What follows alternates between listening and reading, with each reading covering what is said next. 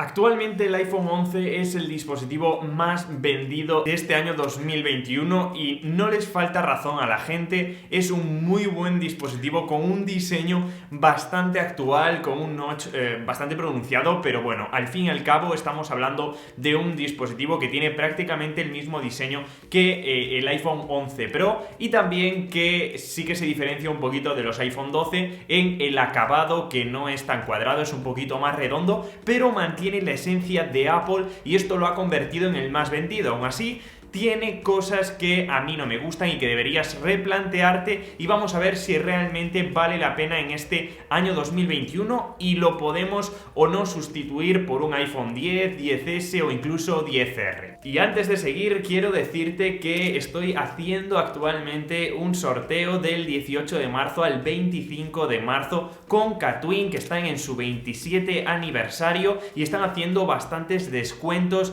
en su página web. Podéis encontrar un 10% en iPhone, por ejemplo, así que si estáis interesados tanto en el sorteo del Apple Watch que estoy haciendo como en los descuentos de Katwin, os voy a dejar un enlace en la descripción para que le echéis un vistazo si sois de España. El primer punto débil de este iPhone 11 sería la pantalla. Estamos hablando de una pantalla LCD Liquid Retina que es bastante buena, es bastante grande, 6,1 pulgadas, me parece el tamaño perfecto, pero le falla una cosa, y es que el contraste es bastante bajo si lo comparamos con una pantalla OLED, sobre todo en blancos. Lo estaréis viendo, se nota bastante la diferencia. Es cierto que en el día a día pues no se nota tanto porque solo estamos mirando un dispositivo y nos acabamos acostumbrando a él, pero si cambiamos a negros ya pues no se notaría tanto, pero en cuestión de batería sí que lo iríamos a notar en el día a día, ya que se consume más rápido la batería de la pantalla LED en colores negros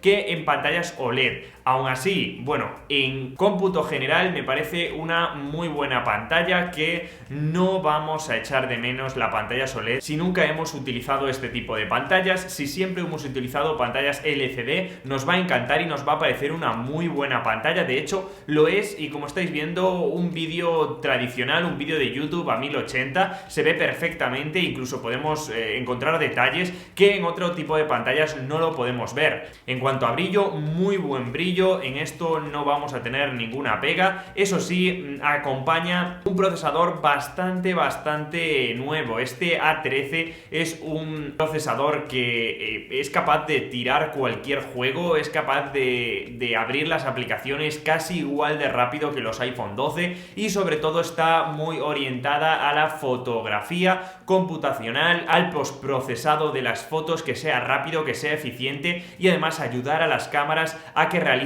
mejores fotos. Aún así, de esto hablaremos un poquito más tarde, porque si comparamos la velocidad bruta al abrir aplicaciones con, por ejemplo, el iPhone 12, nos encontramos con un dispositivo que no tiene nada que envidiarle a este tipo de dispositivos más actuales, y además en cuanto a ahorro de batería nos va a brindar muy buen ahorro de batería este A13, que como estamos viendo tiene unos miliamperios que son más que el iPhone 12 y que más o menos tiene la misma duración, la misma autonomía de batería. Yo no lo estoy usando, lo está usando una persona cercana a mí y os puedo decir que completa el día sin ningún problema. Incluso si no lo utilizamos durante las horas de trabajo o con las horas de estudio, podemos estar hablando de que puede durar un día y un poquito más. Ya sabéis que baja el porcentaje durante las noches y estamos hablando de 8 horas de pantalla encendida, incluso hasta 10 horas he visto en este iPhone 11, o sea que si cuidáis la batería vais a tener un dispositivo para mucho tiempo. También este dispositivo tiene un 89% de salud de batería. Si tuviese un 100% llegaría a las 10 horas de pantalla encendida sin ninguna duda. Estamos hablando de una de las mejores baterías que Apple ha creado jamás.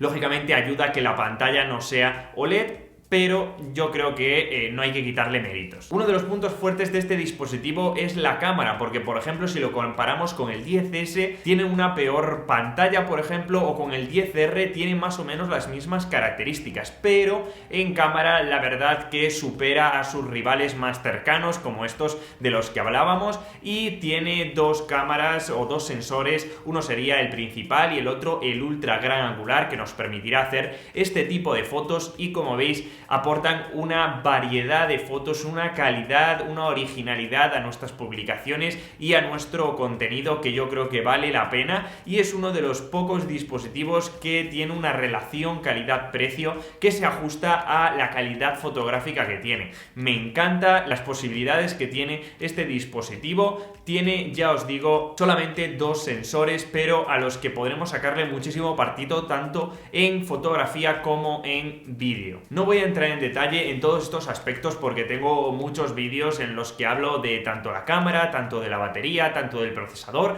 pero en cómputo general estaríamos hablando de un dispositivo que yo calificaría como el mejor calidad-precio de este año en Apple. Lógicamente sé que el SE también tiene una buena relación calidad-precio, pero estaríamos hablando de que actualmente se encuentra en sobre los 570, 580 euros, incluso estábamos muchos en dólares, estaréis viendo aquí el cambio, y en pesos mexicanos, y me parece una muy buena oportunidad. De hecho, ya la gente lo está viendo desde Navidad, que se están vendiendo muchísimos dispositivos iPhone 11, y es precisamente por esto, porque si lo comparan con el 10R, pues aunque sí que es muy buen dispositivo, dicen por 100 dólares sí que me vale la pena saltar un iPhone 11 y tengo un año más de actualizaciones. Ya os digo que no vais a tener problema con esto tampoco, porque este procesador llegará hasta 2025, 2026, ya no sé, muy lejos. Ya nuestro dispositivo ya no será este, será otro, así que no os debéis preocupar por esto. Así que en términos generales sí recomendaría este dispositivo, y si tienes un iPhone 11 y estás viendo este vídeo, me gustaría que pongas en los comentarios cuál es tu experiencia, si crees que vale la pena o si te arrepientes por el contrario de haber comprado este dispositivo y querrías, bueno, pues haber comprado otro.